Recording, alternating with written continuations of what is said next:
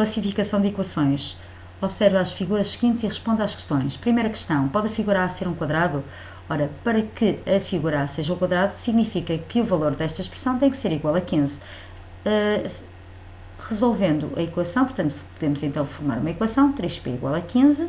Resolvendo a equação, verificamos que p é igual a 5. Então, podemos concluir que a figura A, sim senhora, pode ser um quadrado, porque se o p for igual a 5, 5 vezes 3 dá 15. No segundo caso, será que a figura B pode ser um quadrado? Ora, se a figura B puder ser um quadrado, p menos 1 tem que ser igual a p. Verificamos logo que não, mas vamos traduzir isto numa equação. Portanto, p menos 1 é igual a p, resolvendo a equação, chegamos a 0p igual a 1. Ora, obviamente que isto é uma equação impossível. E porquê? Não tem solução. Reparem, qualquer número que eu possa atribuir a p, multiplicado por 0, dá sempre 0. Então, 0 nunca é igual a 1. Portanto, esta igualdade nunca é verdadeira. Portanto, não há nenhum número que multiplicado por 0 dê 1. Portanto, em suma, concluímos que a figura B nunca pode ser um quadrado. Terceira questão. Será que pode ser um quadrado a figura C? Sim, senhora, pode ser, porque este lado é 3p, a expressão deste lado, e a expressão deste p é mais 2p. Ora, p mais 2p dá 3p. Então, 3p é igual a 3p. Claro que sim. Ora, vamos traduzir, vamos resolver a equação. A equação que traduz o problema é 3p igual a p mais 2, porque o quadrado tem os lados todos iguais. Resolvendo a equação, chegamos a uma equação deste género.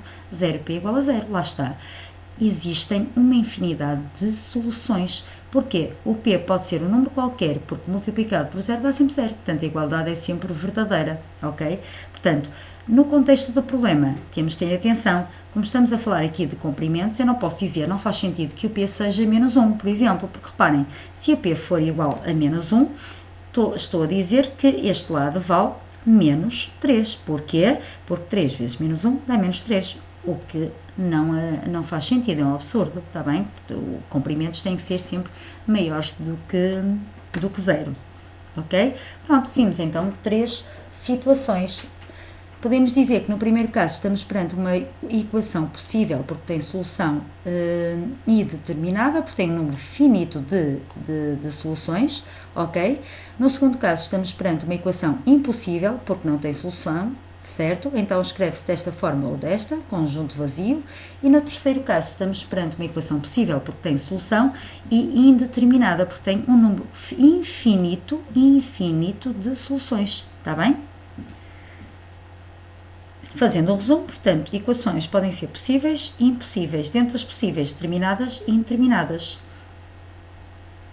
Um exemplo, rapidamente, a equação 2a mais 5 menos a igual a 4 mais a é uma equação que vamos resolvê-la rapidamente equivalente, portanto 2a menos a igual a 4 menos 5, portanto aqui vai dar 0a igual a menos 1, portanto trata-se de uma equação impossível, porque não há nenhum número que eu possa atribuir a que multiplicado por 0 dê menos 1. No segundo caso, pode a figura ser um triângulo equilátero?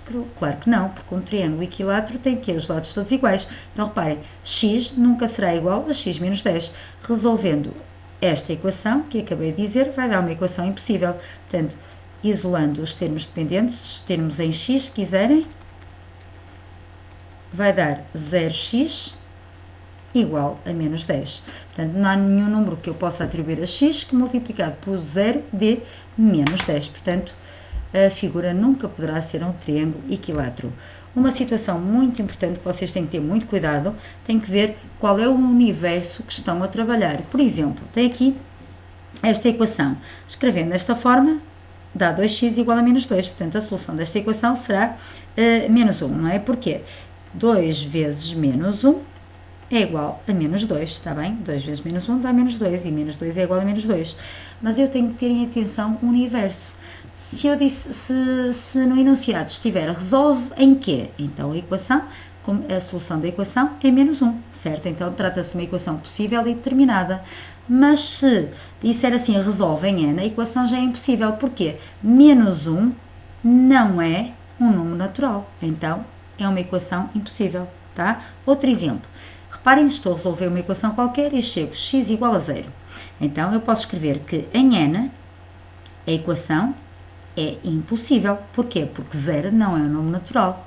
Mas em Z, que é o conjunto dos números inteiros relativos, e em Q, a equação já é possível e determinada. Porquê? Porque tem solução. A solução é zero.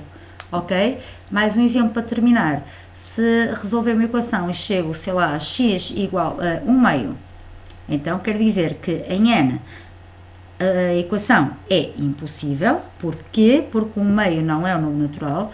Em z a equação é também impossível, porque 1 meio não é um número inteiro. E em que a solução é possível e determinada. Ok? Portanto, tenham cuidado com esta situação.